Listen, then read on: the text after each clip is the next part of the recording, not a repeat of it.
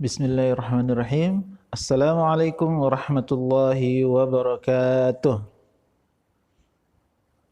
Apa kabar teman-teman? Semoga semuanya selalu sehat dan selalu dijaga oleh Allah Subhanahu wa taala.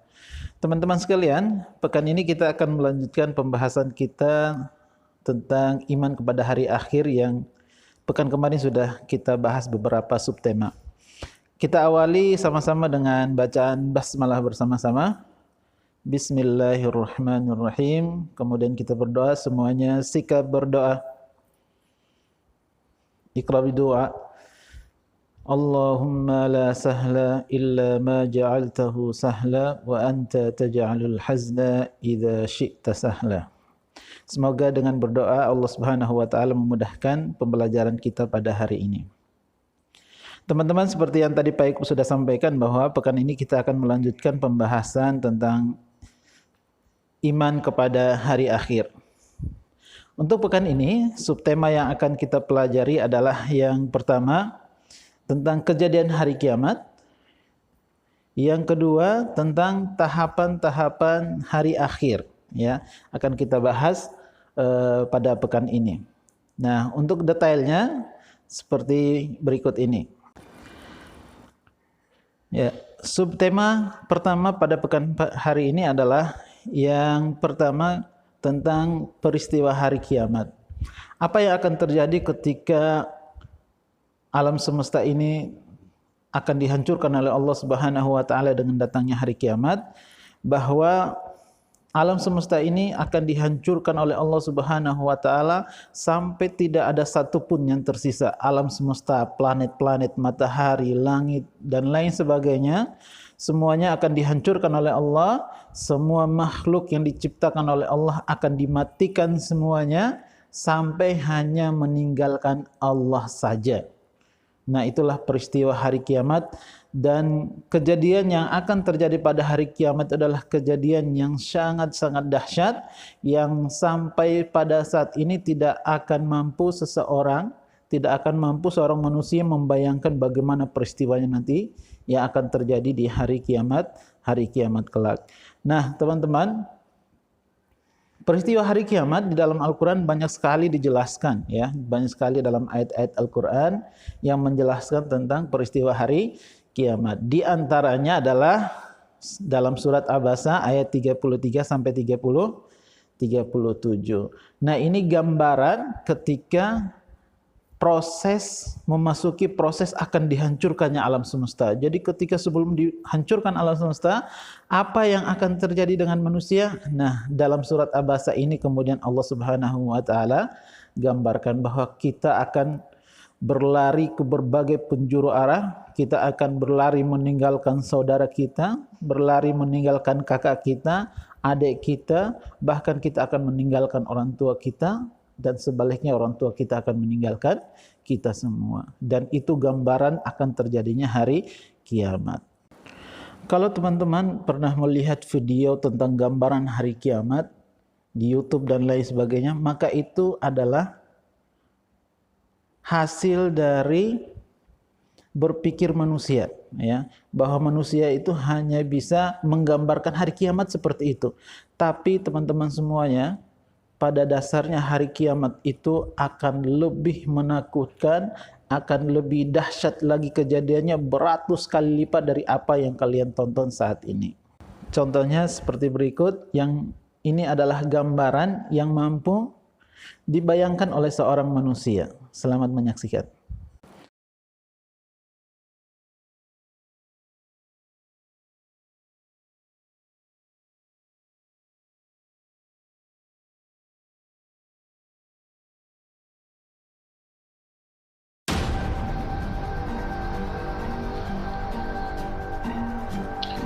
Ketika hari kiamat tiba, terjadi goncangan bumi yang luar biasa dahsyat. Bumi ini memuntahkan seluruh isi perutnya keluar, berhamburan dan hancur berantakan. Lautan meluap dan terbelah, gunung-gunung bergerak dan berguncang keras, kemudian pecah berserpihan bagaikan butir-butir pasir yang berserakan. Beterbangan bagaikan kapas-kapas yang bertebaran di udara. Gunung-gunung yang menjulang tinggi itu pun tak ubahnya dengan fata morgana, tak lagi meninggalkan bekas keperkasaannya. Al-Quran memberikan gambaran tentang keadaan benda-benda langit ketika hari kiamat tiba, bahwa bulan, matahari, bintang-bintang yang begitu besar, bahkan sebagian bintang-bintang itu lebih besar dari bumi yang kita tempati ini, yang lebih terang jutaan kali lipat dan sinarnya dari matahari yang kita lihat. Semua itu akan hancur dan sinarnya menjadi pudar lalu padam. Segala gerak, tatanan, dan aturannya menjadi hancur. Matahari bertabrakan dengan bulan, adapun langit yang kita lihat akan bergoncang, terbelah, dan hancur. Gugusan langit akan luluh bagaikan barang tambang yang diluluhkan dan mencair. Alam ini dipenuhi dengan asap tebal dan awan gelap. Dalam kondisi seperti itu, ditiuplah sangkakala. Jerit kematian pun menyeruak ke seluruh jagat.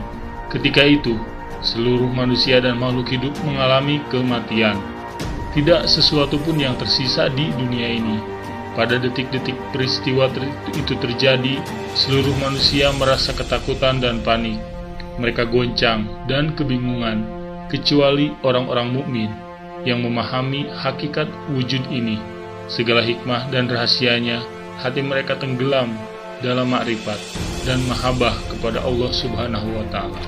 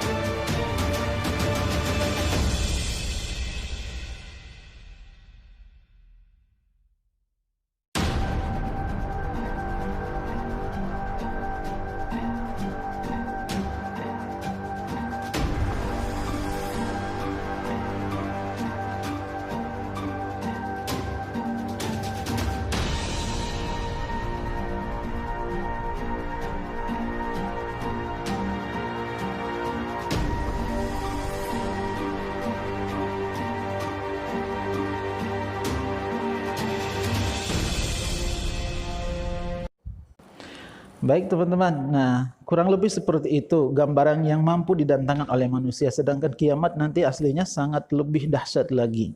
Oleh karena itu teman-teman, kita mari mempersiapkan diri kita untuk menghadapi hari kiamat dengan amal-amal soleh kita. Nah setelah Allah Subhanahu wa Ta'ala menghancurkan alam semesta, maka kita akan berpindah ke alam akhirat. Nah, di alam akhirat kita akan memasuki proses yang Allah Subhanahu wa Ta'ala telah siapkan, sampai kita kemudian akan memasuki tahapan ini, mulai dari dibangkitkan sampai masuk kepada pembalasan antara surga dan neraka. Nah, proses apa saja yang akan kita lalui teman-teman untuk sampai pada tujuan utama kita, ya. Kalau digambarkan seperti dalam sirkuit, ya, balapan, maka kita mulai start dan nanti akan sampai pada finishnya. Finishnya apa teman-teman dalam tahapan hari akhir ini adalah, finishnya adalah nanti di terakhir garis finishnya ada surga dan neraka. Baik teman-teman, setelah Allah menghancurkan alam semesta, di alam akhirat tahapan pertama yang akan kita lalui adalah, ada yang bisa? Oke, tahapan yang pertama adalah kita akan melalui yang namanya tahapan alam barzah, alam kubur, setelah Allah Subhanahu wa Ta'ala mematikan dan membinasakan semua ciptaannya. Setelah tahapan pertama, kita akan memasuki tahapan yang kedua. Apa tahapan yang kedua teman-teman? Tahapan yang kedua setelah kita berada di alam barzah adalah Yaumul Ba'tsi, yang artinya dalam bahasa Indonesia adalah hari kebangkitan. Kita akan dibangkitkan oleh Allah Subhanahu wa Ta'ala untuk mempertanggungjawabkan semua amalan yang telah kita lakukan di dunia. Setelah yang kedua, kita akan masuki proses yang ketiga. Apa proses yang ketiga teman-teman? Proses yang ketiga adalah Yaumul Mahsyar, atau hari berkumpulnya manusia.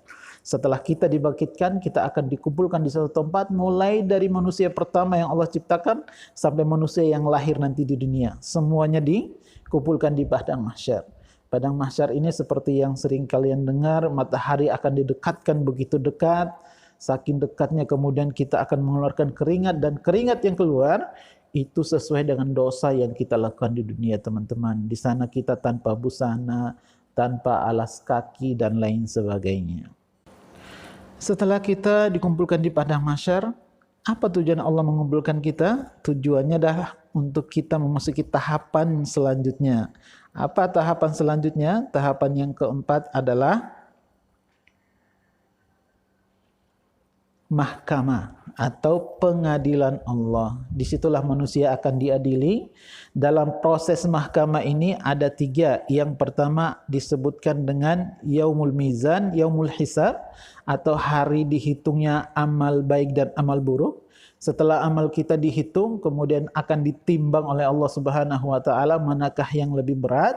Setelah ditimbang, kemudian kita akan diberikan kitab catatan amal baik, amal buruk kita. Ada yang mengambilnya dari sebelah kanan, ada pula yang mengambilnya dari sebelah kiri. Kita berdoa semoga Allah Subhanahu wa taala mempermudah mahkamah kita, pengadilan Allah, dan kita termasuk golongan yang mendapatkan catatan dari sebelah kanan. Amin amin ya rabbal alamin. Teman-teman, setelah kita melewati pengadilan Allah, setelah kita mengambil catatan amal baik, amal buruk kita, maka kita akan memasuki tahapan yang kelima. Apa tahapan yang kelima itu? Tahapan yang kelima adalah kita akan melewati titian sirat, jembatan yang dibentangkan di atas neraka, agar manusia yang mampu melewatinya akan masuk ke surga. Tetapi jika dia banyak dosanya, mengambil catatan dari sebelah kirinya, maka dia ditakdirkan akan jatuh ke dalam api neraka. Na'udzubillahi min zalik. Dan ternyata kecepatan orang-orang yang melewati titian sirat itu, yang pertama secepat kilat, ada yang secepat angin, ada yang merangkak, tetapi dia pun sampai di surga. Ya.